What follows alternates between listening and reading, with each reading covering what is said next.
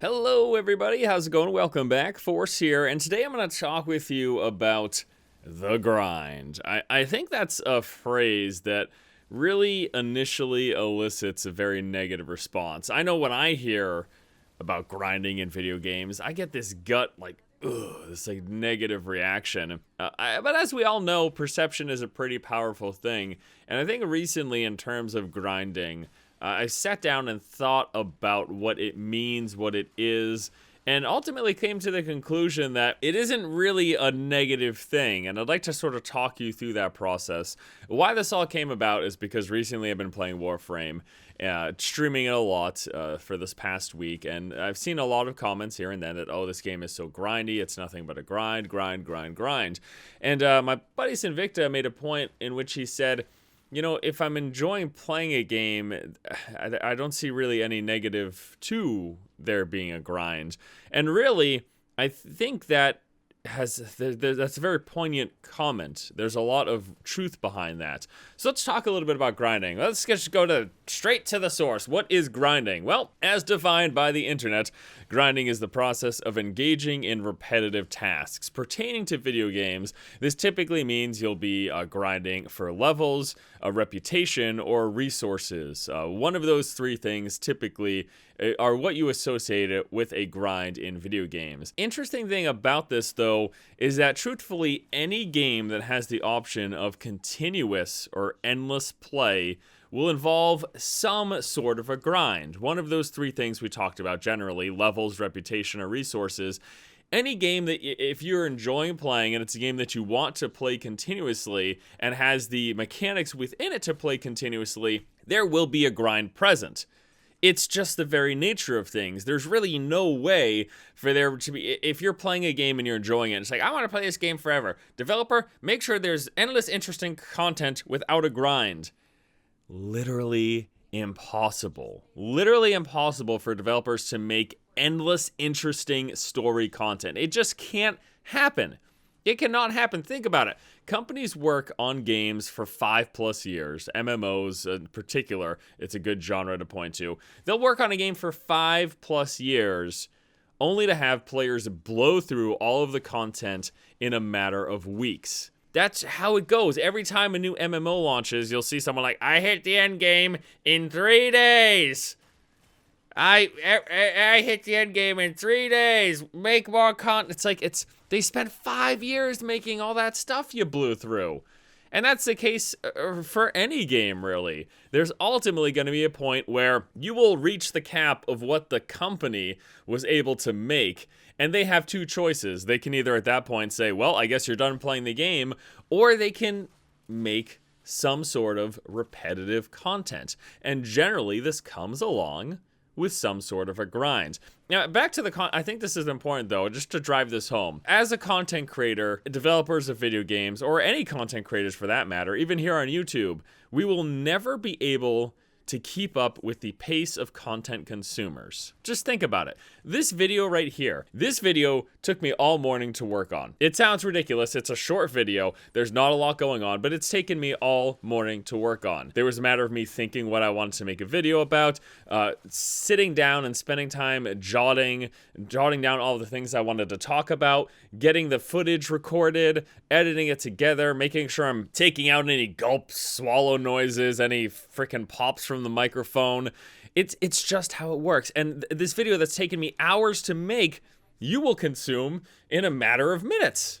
That's how it works for video games as well. That's how it honestly works for any content creation. Now, there is an exception to this rule, and the closest, let's go back to video games, forget me and YouTube. The closest content creators will ever be able to get to keeping up with the pace of content consumers is through procedural generation. That is the best bet, because handcrafted special circumstances, situations, and stories that you will eventually reach an end to. And again, it could take a developer a week to work on, probably more. Probably it could take a developer a month to write the story, to work on the animations and all this stuff for a single quest.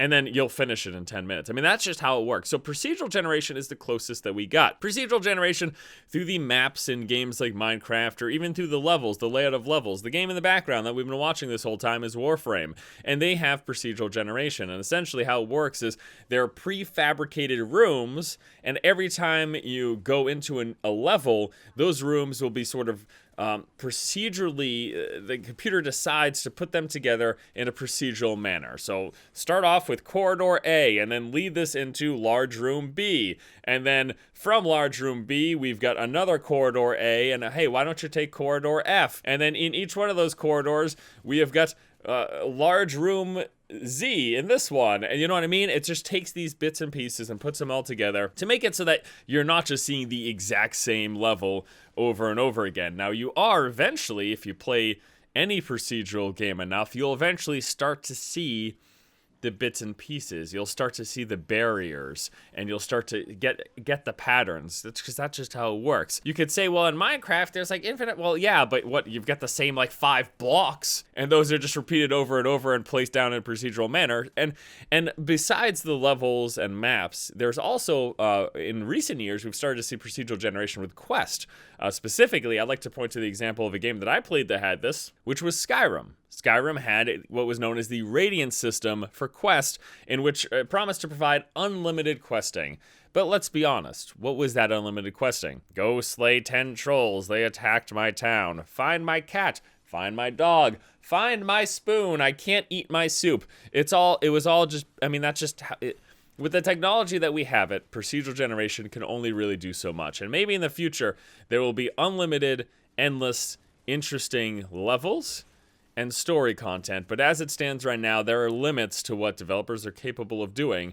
And this all comes back to around to the fact that unless you're playing a game and you're enjoying it, unless you want there to just be a dead stop, a dead end, and you're done playing, some sort of a grind will be present. Now, I'm not just sitting here and saying, all grinding is fine. Don't complain about any grinding. There are certainly right ways and wrong ways to do it. But I think at the end of the day, what really matters is your game fun to play?